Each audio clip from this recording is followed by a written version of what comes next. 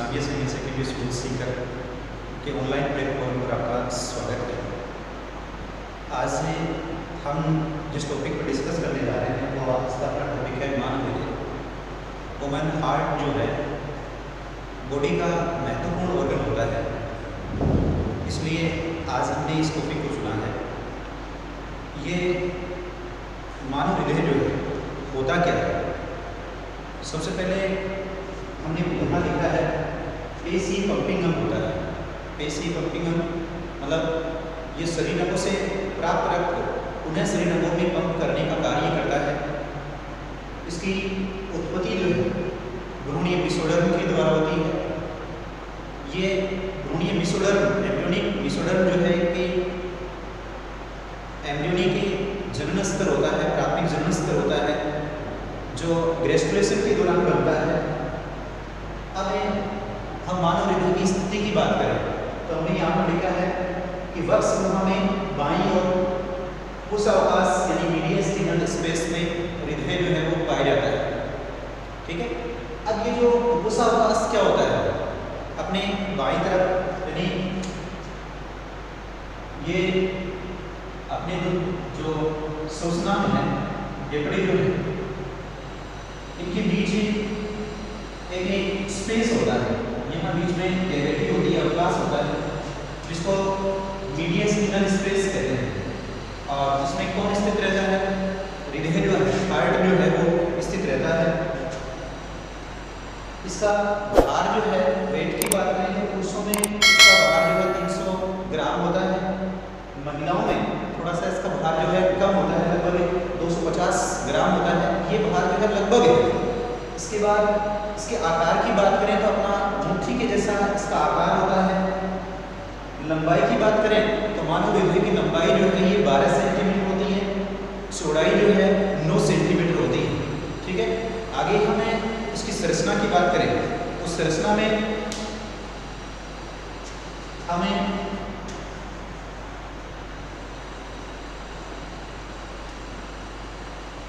संरचना में क्या होता है कि मानव हृदय में 4 कोष्ठ पाए जाते हैं। हम संरचना के अध्ययन के साथ साथ आपको मैं ये भी बताऊंगी कि बोर्ड परीक्षा में आप इस डायग्राम को किस प्रकार से बना सकते हैं।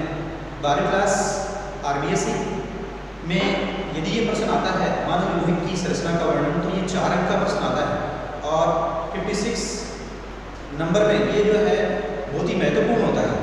आप ये डायग्राम किस प्रकार से बना सकते हैं मेरे साथ साथ यदि आप बनाएंगे सीखेंगे तो आपके लिए अति महत्वपूर्ण होगा। तो देखिए, सबसे पहले आपको एक त्रिकोणाकार संरचना बनानी है। ये त्रिकोणाकार संरचना इस प्रकार से थोड़ी जो है ये इस प्रकार से इस तरह से घुमा हुआ होना चाहिए। ये मानव हृदय की सामान्य संरचना है, हार्ट की सामान्य संरचना है। अब इसमें क्या होता है कि इसके चारों ओर, हृदय के चारों ओर एक आवरण होता है जिसको हृदय आवरण कहते हैं। हृदय यानी पेरिकार्डियम।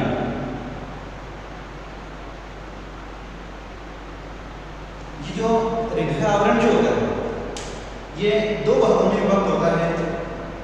ये 2 भागों में है।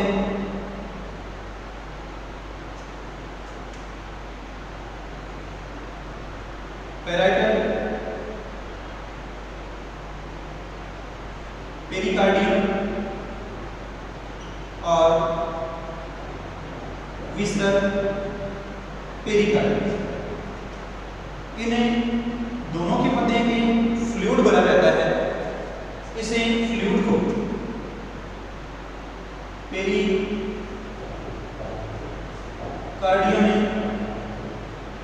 फ्लूइड कहते हैं।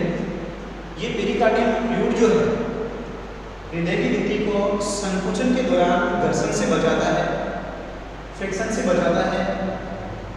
अब हृदय की जो भित्ति है, हार्ट वाल जो है, इस हार्ट वाल में 3 स्तर पाए जाते हैं, 3 लेयर होती हैं। इनको कहते हैं एपिकार्डियम, मायोकार्डियम और एंडोकार्डियम।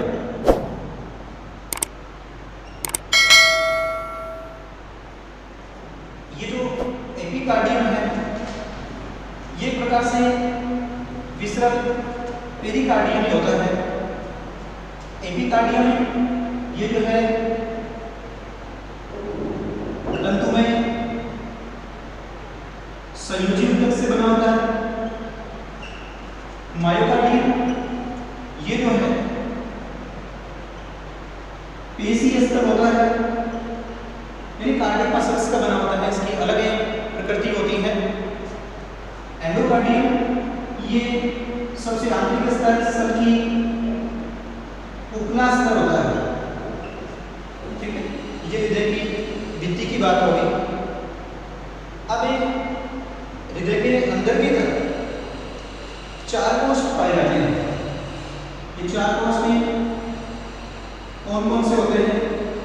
जिनमें ऊपर वाले 2 जो कोष हैं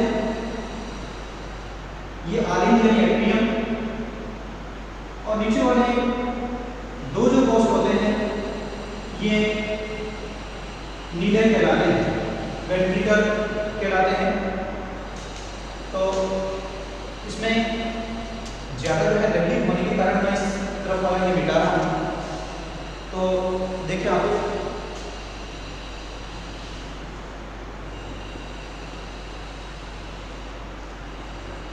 तो हमने बात की कि 4 कोष होते हैं।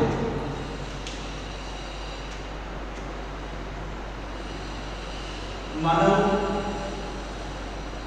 हृदय में 4 कोष यानी 4 क्या होते हैं? चैम्बर होते हैं। ये 4 कोष में कौन कौन से होते हैं? 2 जो है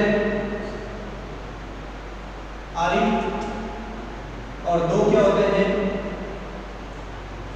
नीले, यानी एट्रियम और वेंट्रिकल। अब जैसे 2 ऊपर वाले हैं तो ये इसका राइट पार्ट है, तो ये हो जाएगा राइट है एट्रियम, ये लेफ्ट है एट्रियम, ये राइट है वेंट्रिकल, ये लेफ्ट है वेंट्रिकल। अब क्या होता है कि ये जो चारों भाग होते हैं, ये चारों जो कोष होते हैं ये पटों के द्वारा विभक्त रहते हैं, सेप्टम के द्वारा विभक्त होते हैं। ये सेप्टम जो होते हैं जैसे दोनों आलिंदों के बीच होंगे, दोनों नीले के बीच होंगे, आलिंद और नीले के बीच भी होंगे। तो जैसे इनके बीच क्या पाए जाते हैं? पट पाए जाते हैं। तो पहला है अंतर आलिंद पट। ये जो अंतर आलिंद पट है किसको पृथक करता है? ये दाएं आलिंद और बाएं आलिंद को पृथक करता है। दूसरा है अंतर नीले पट।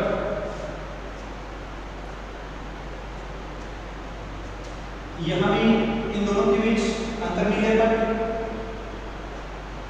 यहां आलिंद और नीले के बीच जो पट होते हैं उनको कहते हैं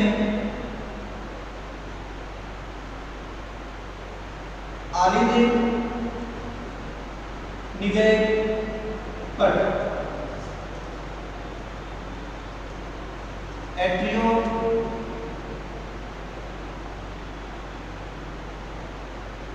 वेंट्रिकुलर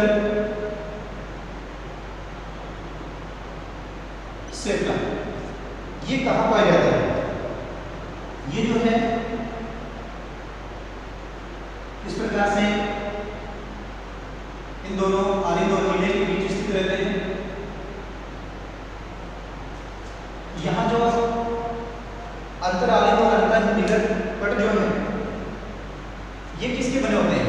कार्डिक मसल्स के बने होते हैं, ये जो है हृदय पेशी के बने होते हैं। और अंतरालिय पट जो है ये किसका बना होता है, ये जो है तंतुमय ऊतक होता है, फाइब्रस टिश्यू होता है, ठीक है।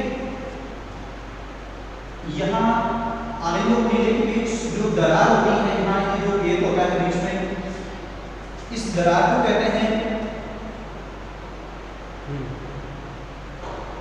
Coronary sulcus. क्या कहते हैं, कोरोनरी सल्कस कहते हैं दरार को। इसके बाद यहाँ आपने लिखा आलिंद नीले पट।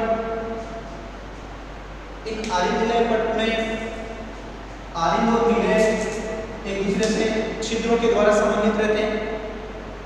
इन्हें छिद्रों को जो संरचना रक्षित करती है उन्हें संरचना को कपाट कहते हैं, वाल्व कहते हैं। ये जो वाल्व होते हैं इनको हम कहते हैं, इधर जो होंगे उनको कहेंगे त्रियुलनी कपाट यानी ट्राइकस्पिड वाल्व, ट्राइकस्पिड वाल्व। इसके मध्य दाएं आलिंद और दाएं नीले के बीच त्रिवलन कपाट है। ये एग्जाम की दृष्टि से भी इंपॉर्टेंट है।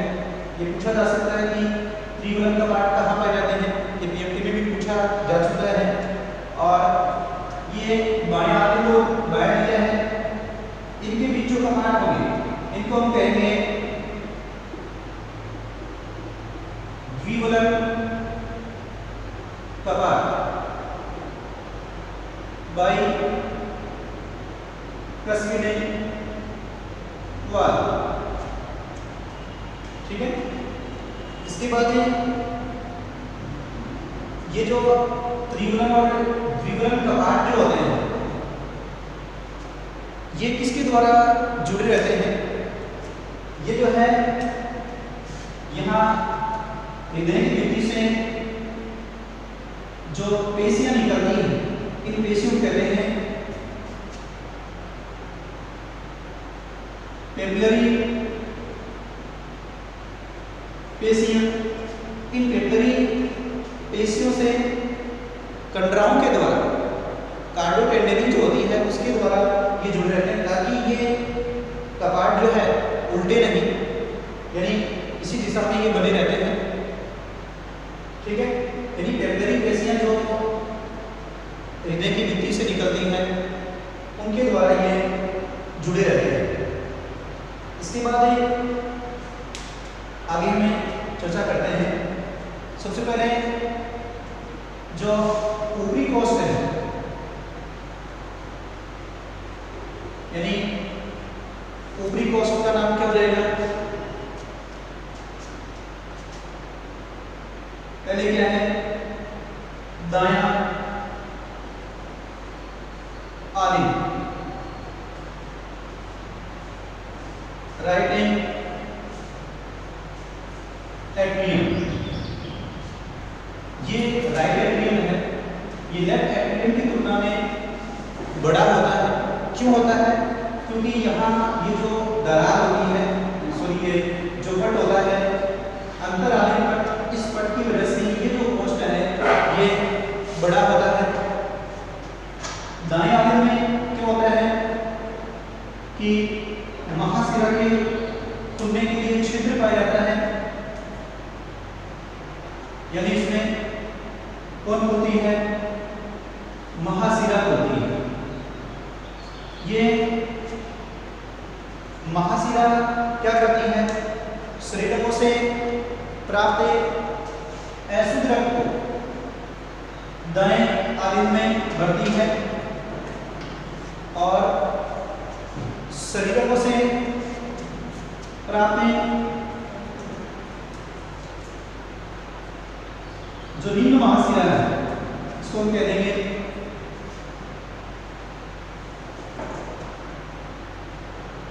निम्न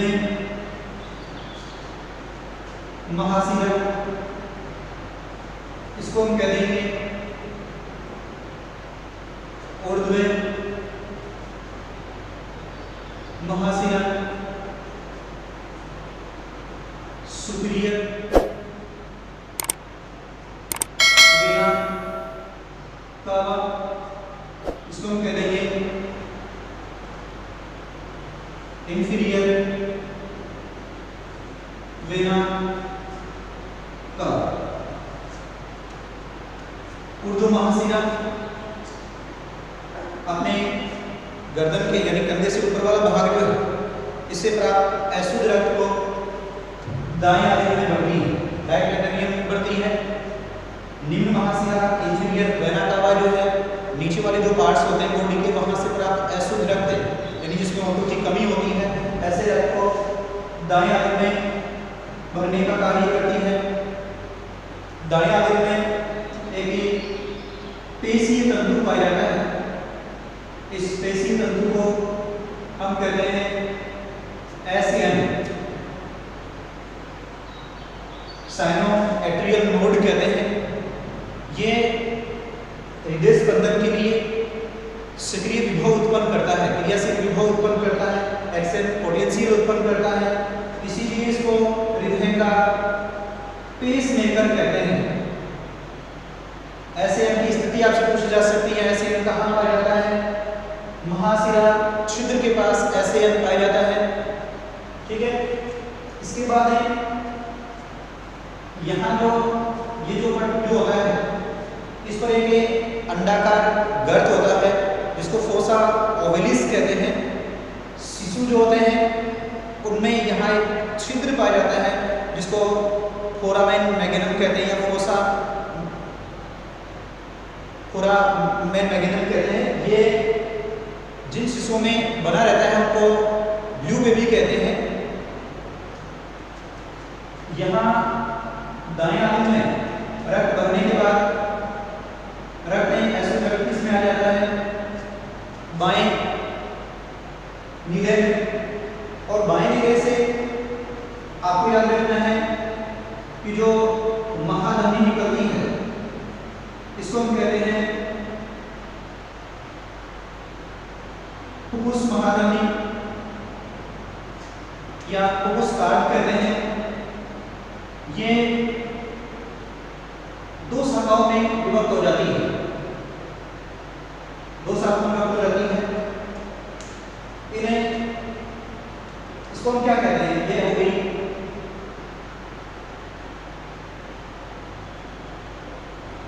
पल्मोनरी ट्रंक, यानी हिंदी में कह देंगे फुफ्फुस कार्ड, क्या कहेंगे? फुफ्फुस कार्ड कहेंगे। इसमें कैसा रक्त होता है? अशुद्ध रक्त होता है। ये रक्त को कहाँ पहुंचाती है? फुफ्फुसों में पहुंचाती है, ठीक है। यहाँ हृदय भित्ति से जो अशुद्ध रक्त प्राप्त होता है उसको दाएं आधे में पहुंचाने का कार्य कोरोनरी वेन्स करती है। अब एक बात करते हैं बाएं आधे में, तो जो बाएं आधे होता है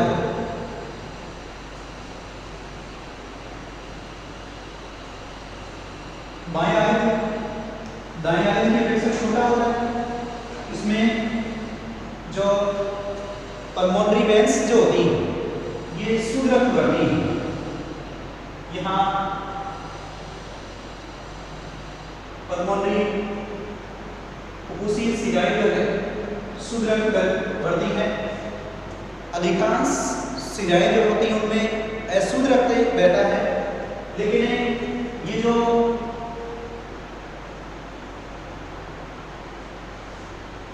पल्मोनरी वेन है यानी फुफ्फुसीय शिराएं, इनमें कैसा रक्त होता है? शुद्ध रक्त। शुद्ध रक्त का मतलब है कि इसमें क्या होती है? ओटो होती है। ओटो कहां से प्राप्त होती है? फुफ्फुसों से। यहाँ रक्त कैसा बन गया? शुद्ध रक्त। शुद्ध रक्त है, यहाँ कैसे कपाट है, द्विगुलन कपाट, रक्त बढ़ने से ही कपाट खुल जाएंगे और रक्त कहाँ आ जाएगा, बाएं नीले में आ जाएगा। और बाएं नीले में रक्त आने के बाद यहाँ से जो शुद्ध रक्त है इसको महाधमनी, जो शरीर की सबसे बड़ी धमनी होती है, इसके द्वारा कहाँ पहुंचाया जाता है, शरीर अंगों में पहुंचाया जाता है। इसके द्वारा इसको शरीर अंगों में पहुंचाया जाएगा।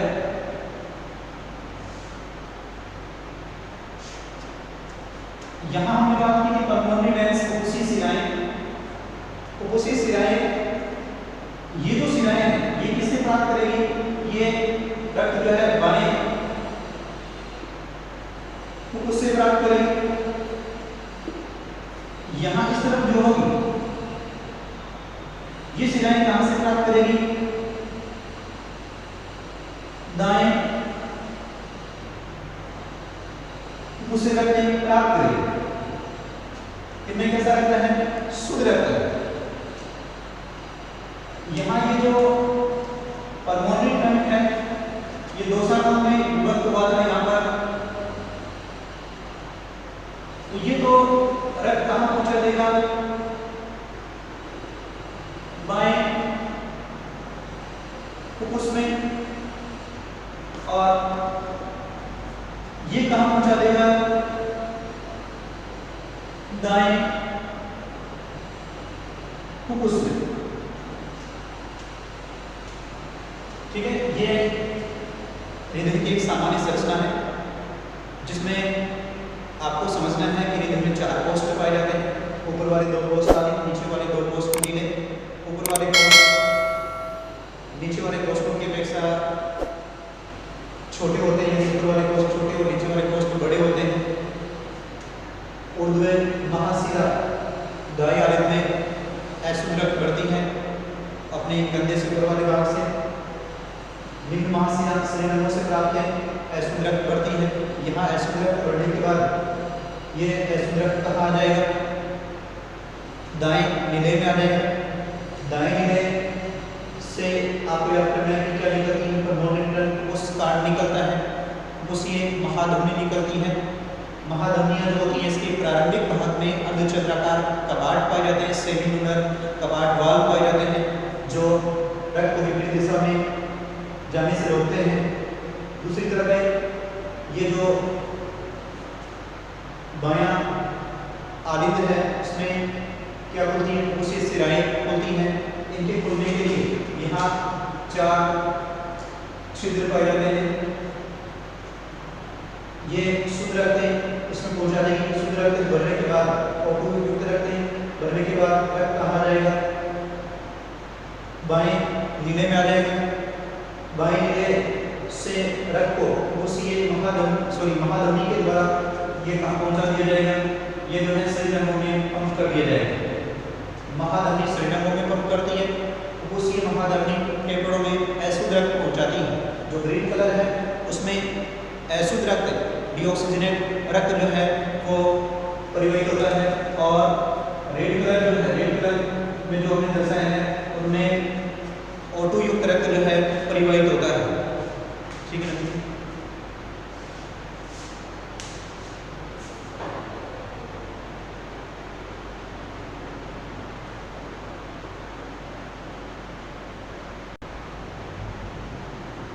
डियर स्टूडेंट्स, आज हमने हृदय की संरचना के बारे में डिस्कस किया है।